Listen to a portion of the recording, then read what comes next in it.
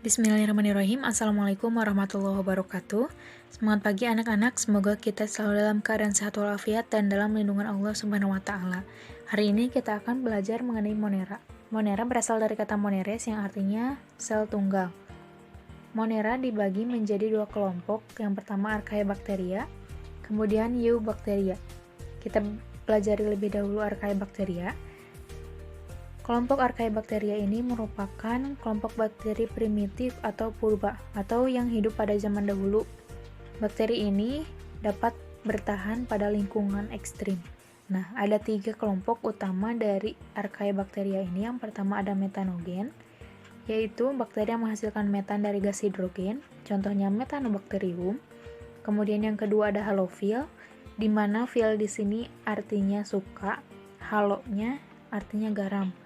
Sehingga bakteri ini merupakan bakteri yang dapat bertahan pada lingkungan kadar garam yang tinggi.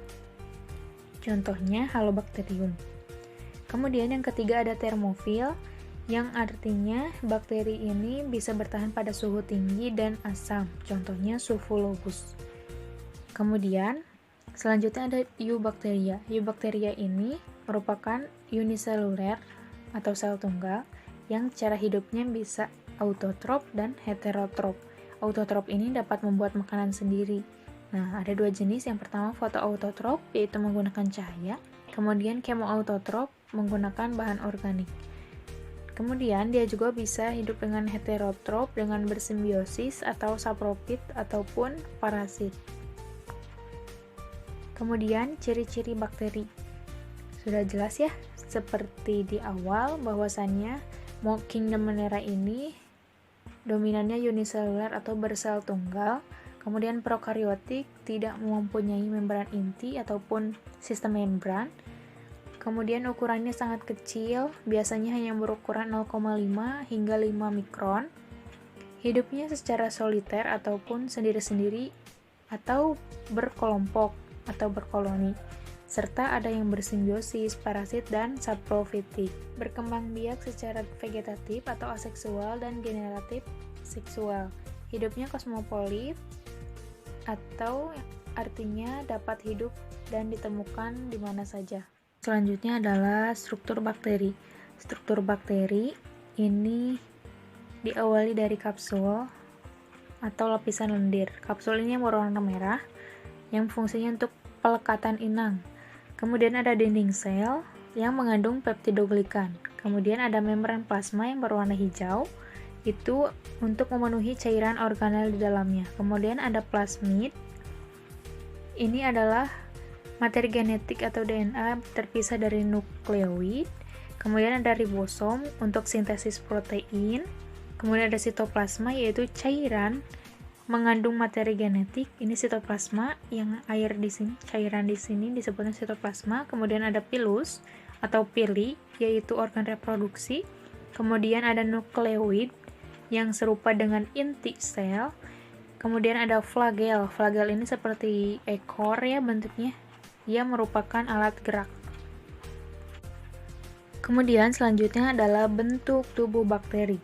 Bentuk tubuh bakteri ini ada 3. Yang pertama kokus atau bulat, yang kedua ada batang atau bacillus, yang ketiga ada spiral atau spirilium. Nah, yang pertama ada bulat. Bulat ini terbagi menjadi beberapa kelompok juga. Yang pertama, kalau bulatnya 1 disebutnya monokokus, kalau bulatnya 2 disebutnya diplococcus, kalau bulatnya 4 disebutnya tetracoccus, kalau bulatnya 8 menyerupai kubik disebutnya sarkina. Kalau bulatnya ada seperti gambar anggur disebutnya staphylococcus, dan jika seperti rantai disebutnya streptococcus. Kemudian yang bentuknya basil atau bacillus juga sama, yang 1 itu dinamakan monobacillus, kalau 2 diplobacillus. Kalau yang seperti ini disebutnya Coccobacillus. Kemudian kalau ada yang bentuknya seperti rantai, ini disebutnya Streptobacillus. Dan jika gambarnya seperti ini disebutnya palisade. Kemudian pada bentuk spiral atau spirilium terdapat spiral seperti ini dan spiroseta. Kemudian ada juga namanya Vibrio. Kemudian selanjutnya adalah reproduksi. Bagaimana sih cara reproduksi bakteri? Yang pertama itu ada aseksual, yang kedua ada seksual. Kalau aseksual ini dia dinamakan pembelahan biner. Kalau seksual ada 3 jenis, yaitu konjugasi, transformasi, dan transduksi. Pada aseksual atau pembelahan biner yang hanya satu macam ya, aseksual ini dinding sel, ada membran sel, ada pemanjangan nukleoid. Jadi mereka saling berjauhan hingga akhirnya nukleoid terbagi. Dinding sel dan membran sel mulai terbentuk sekat atau septum. Kemudian sekat pemisah terbentuk hingga udah jelas ya terpisah nukleoid ini menjadi 2 dan terbentuklah 2 anak sel. Ini pada pembelahan biner.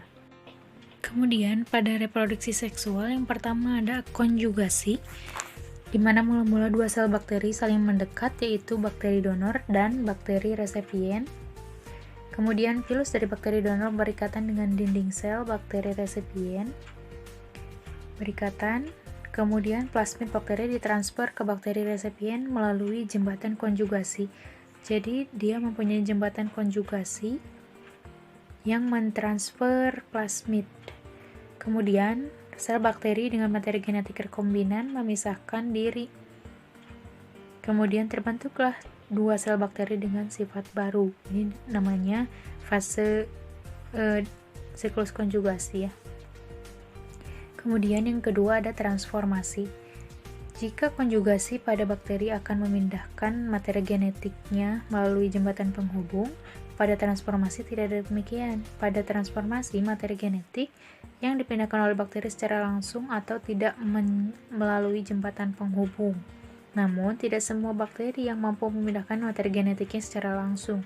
Biasanya, bakteri yang mampu bertransformasi adalah bakteri yang memproduksi enzim tertentu. Contohnya, Rhizobium, Neisseria, Bacillus, dan Pneumococcus. Di sini terbentuklah sel rekombinan. Jadi transformasi ini bakteri yang mampu memindahkan materi genetiknya secara langsung ya, transformasi. Kemudian selanjutnya ada transduksi, di mana bakteri ini diinfeksi oleh virus fagi sehingga virus mengandung DNA bakteri tersebut. Kemudian virus fagi tersebut akan menginfeksi bakteri-bakteri lainnya. Nah, virus-virus ini akan menginfeksi bakteri-bakteri lainnya. Akibatnya terbentuk bakteri baru dengan rekomendasi gen sesuai dengan gen pada virus penginfeksiannya. Terbentuklah bakteri-bakteri rekombinan. Selanjutnya ada peranan bakteri. Peranan bakteri ini ada yang menguntungkan dan ada juga yang merugikan. Untuk bakteri yang menguntungkan di sini ada bakteri fermentasi, bakteri penghasil antibiotik, dan bakteri usus. Nah, ini hanya sebagian ya, sebagian lagi masih banyak. Nah, bakteri fermentasi ini contohnya Lactobacillus bulgaricus dan Streptococcus thermophilus yang mengubah susu menjadi yogurt. Kemudian ada bakteri penghasil antibiotik, contohnya Bacillus brevis menghasilkan tetotrisin, Bacillus subtilis menghasilkan bacitracin, dan Bacillus polymixa menghasilkan polymyxin. Nah, kemudian ada bakteri usus. Bakteri Entomobacilli yang hidup di kolon atau usus besar manusia berfungsi membantu membusukkan sisa pencernaan, juga menghasilkan vitamin B12 dan vitamin K yang penting dalam proses pembekuan darah. Kemudian, peranan bakteri yang merugikan yang bersifat patogen atau bakteri yang parasit dan menimbulkan penyakit. Di sini ada nama bakterinya, dia menyerang siapa, dan kerugiannya apa. Contohnya, Neisseria gonorrhoeae, dia menyerang manusia yang menyebabkan kencing nanah. Kemudian ada Bordetella pertussis, menyerang manusia yang menyebabkan batuk kerjan. Kemudian ada Treponema pallidum, yang menyerang manusia penyebabnya sifilis. Dan masih banyak yang lainnya. Selanjutnya ada cara penanggulangan bakteri. Yang pertama ada pengawetan, bisa dilalui dengan proses pemanasan, pendinginan, pengasinan, dan pengasaman. Contohnya seperti makanan yang kita masak di hari kemarin misalkan. Untuk menjaga agar tidak basi, kita lakukan pemanasan atau pendinginan atau pengasinan ini seperti ikan asin. Kemudian pengasaman seperti yogurt. Kemudian ada pasteurisasi, di mana dilakukan pemanasan suhu sekitar 63 hingga 72 derajat Celcius. Kemudian ada sterilisasi, di sini lebih ke sterilisasi alat menggunakan alat autoclave. Ini alatnya cukup besar ya, dengan uap panas 121 derajat Celcius untuk menghilangkan patogen-patogen. Nah, sampai di sini materi yang dibahas pada hari ini. Mohon maaf apabila terdapat kesalahan. Yang terakhir, wassalamualaikum warahmatullahi wabarakatuh.